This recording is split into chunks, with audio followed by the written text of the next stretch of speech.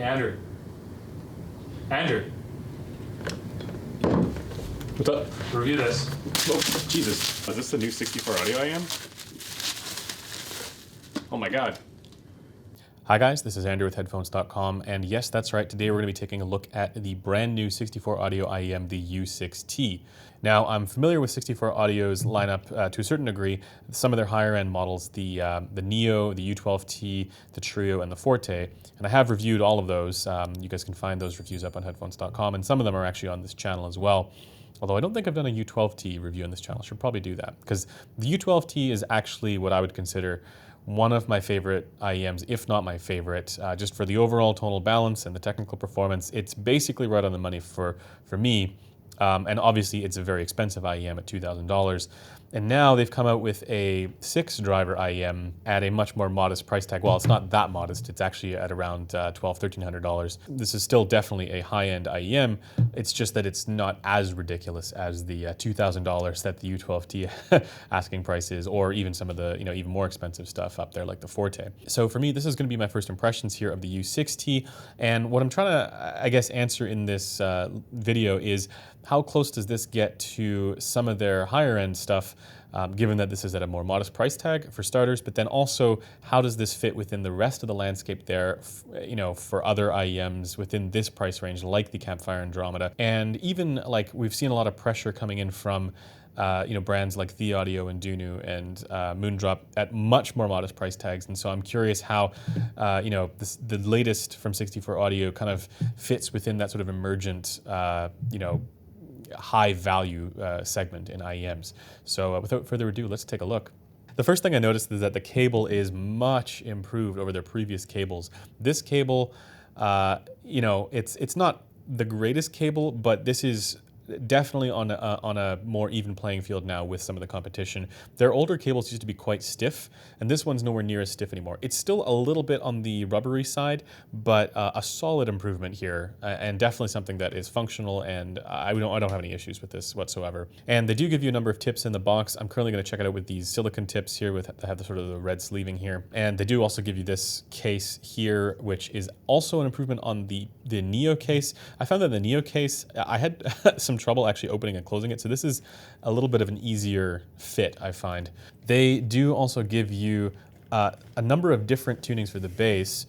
They give you the M15 module, which I believe is what's in here right now. They give you the MX module, and then they also give you the M20 module, and that's these ones here. They're called Apex modules. And they do change the tuning of the bass. The M20 will give you a bit more bass, and the MX or M10 will give you quite a bit less bass. So this is the M15 that it comes with by default, I believe. And these just sort of pop out, and then you can pop them back in very easily. So definitely don't lose these. Eventually I'll try it with some other ones. I'll do some measurements as well, and then post those up on the Headphone Community Forum. But let's give it a shot here, and I'm going to listen to a number of tracks with the trusty iBasso DX160. By the way, I just want to remind you guys that, of course, the Sennheiser HD800S is here because we are giving this away this month, and definitely check that out in the description. There's a link to the giveaways page that we have where you can sign up. In any case, iBasso DX160. I'm going to listen to some music now.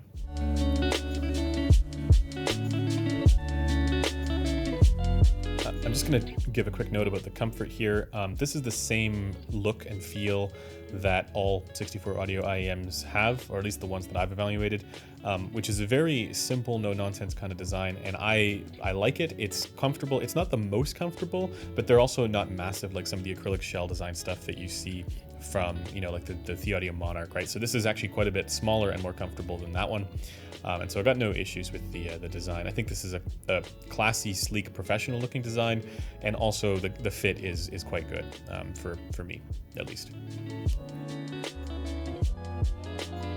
Okay, so I have some first impressions here. I've spent a little bit of time listening, and I have a general sense of how I feel about this, but of course it requires so much more time to be spent with it before forming a complete opinion. However, for this video, I think I'm going to need a little bit of help. So I'm going to phone a friend who's had a little bit more time with this. I'm going to bring our resident IEM specialist and U12t enthusiast in on this video and see what he thinks, because he has one right now as well. Can you hear me? Hi, yeah, I can hear you. I'm currently filming a U6t impressions video, and I wanted to get your thoughts on it. I have some thoughts as well, so yeah, let's chat about it. Does that sound good? To me, there are two things that really stand out on this IEM. The bass is like intense and insane, and then the second thing is like the treble is that same kind of like 64 audio, like I don't know how to describe it. It's like detailed but smooth at the same time. Right. I'm using the whatever the default module is in here. Do you know if that's the M15 or Yeah, it should be the M15 module. M15? Yeah. So yeah. Yeah. But what are your thoughts? I guess right at the gate. So yeah, I definitely agree that it skews more towards the Neo side of things, especially under 1K hertz. It's more reminiscent of the Neo's bass shelf, maybe just not to that same degree. But then after that point, I think I would say that it is more reminiscent of the U12T actually, especially in the treble regions, which I agree with you on that point about the 64 audio treble because they have something of a dip after 8K hertz, so you don't get a lot of sparkle or just like a lot of grit. But then it comes back up at like 14 or 15K, so you get that really nice zing and that detail that you would otherwise be missing on a lot of other IMs. Yeah, that seems to be like a theme with these the 64 audio IMs, or at least with the TIA driver. So overall, like some kind of like combination between Neo and U12T. Overall, is this like the kind? I know you really like the U12T, and as do I. It's like I think it's both of our one of our favorite IMs. For sure. You know, obviously this one's not coming in at the $2,000 price mark, but overall, you know, do you like it? Are there any things to like nitpick in your mind, or you know, where's your head at with the overall tuning? For sure. I think I'm pretty happy with where the overall tuning is at. It's of a sort of a more robust baby U12T. The only thing that I would really nitpick at is the mid-range resolution because the notes on it tend to lean towards the thicker side, like on the Neo, so you lose some definition there for sure. You could sort of mitigate this with the MX module, but at the same time, I don't think it's going to bring it to the level of some other sub-kilobuck stuff like the Moondrop S8 and the stuff that's more in your face with their presentation. Sounds very like lower mid focused. You know how like some IEMs have like a very strong and distinct sub bass shelf? This doesn't sound like that. This sounds more like it has more of kind of like a gradual but elevated. Yeah, definitely a smoother transition. Yeah, Sure. like a more gradual transition there, giving more like a thicker tone there, as you put it. Yeah. But I wanted to ask also, like, where do you see this fit within that price point, like the $1,300 price point? Because there's a number of competitive IEMs around that price. I know you like the Campfire Andromeda around there. I mean, the other thing that I was thinking about was, you know, there's a lot of newer emergent IEMs in the sub 1,000, sub 1K price bracket, and I was wondering if you think that this is like, you know, enough of a cut above those that it warrants, you know, consideration for, you know, the technical performance. And I guess we could talk about that next. For sure. In terms of sheer technical performance, if you're just going by sheer resolution and stuff like that, I don't think it is quite competitive with its asking price. There is a lot of stuff in the sub kilobuck range that is going to outdo it. Again, we go back to the S8, the Monarch, stuff like that. They have an edge in sheer note definition. But I think 64 audio, their IMs have always sort of shined with the more latent stuff. So like dynamics and timbre. Like when you hear the 64 audio stuff, they have really, really good macro dynamics. It just, like you were talking about the bass, it just comes at you, it slams at you. And I really just don't get that with a lot of the emerging IMs and the sort of sub kilobuck price bracket. And then of course there's timbre as well. The whatever drivers 64 audio uses in their IMs, I think they're generally Sonian ones, but they're very, very good at presenting a natural timbre and a sort of they don't have a lot of grit to them that you sometimes get with those lower tier models. But yeah. I'm thinking of, you know, when I listen to like even something like the Kiwi Ears Orchestra, which is an IM that I like a lot. I'm thinking of that more recently because I've been listening to that more recently, but also I'm sure a lot of the other ones that are like strictly BA, like the SA6 and stuff like that. This doesn't have near the kind of like BA timbre that I kind of associate with that multi-BA kind of sound. So I think you know, as you're saying, like more about dynamics and timbre, and I think that's what's going on here for sure. Yeah. What about soundstage and imaging? What's your take? I don't think it is particularly exceptional. I think it leans more towards the Neo side of things, a little bit more intimate. And then, of course, you can mitigate that a little bit with the MX module, open things up with less bass. But one of the effects of the sort of the way 64 Audio tends to tune their IMs is they have like unique recessions and peaks, especially in the treble, like we were talking about earlier. And I think that sort of lends to it gives more ambiance to the track than you would generally expect, I think. But yeah. Right. Yeah, I was gonna say like this doesn't give me that same kind of like holographic presentation than the Andromeda does. For sure. But at the same time, I like this better because this has more structure and definition to the bass. Again, just from like literally like 4 tracks that I listened to. No, yeah, but I would definitely agree with that. It's a night and day difference in terms of the bass. Yeah. I guess, yeah, so from your perspective, is there anything else that you'd want to, I guess, mention about the U6t that you've noticed, I guess, over a longer listening session than I have? Just the bass, again, I think is really terrific. I think it's really reminiscent of the U12t, actually, which has some of the best balanced armature bass that you're going to find in an IM. And I wouldn't be surprised at all if they're using the same drivers because I think 64 Audio themselves said they took inspiration from the U12t. Oh, and then if you plug in the M20 module in particular, it gets a little bit more bloated, but the decay on it is really, really terrific for a balanced armature IM. Like it's almost reminiscent of a dynamic driver at that point. So the ones that are in here right now, they're the M15s, and that's the kind of grayish ones. Now there's silver ones and there's black ones. Are the silver ones the M20s? Silver, yes, that should be the M20. Yeah, and the black ones are the MX. Yep. So I'll need to play around with that, definitely. But which module is your favorite? Definitely the M15 module. Yeah. I know what the M20 did on the Neo, and I would almost think that like it's too much bass. Yep, exactly.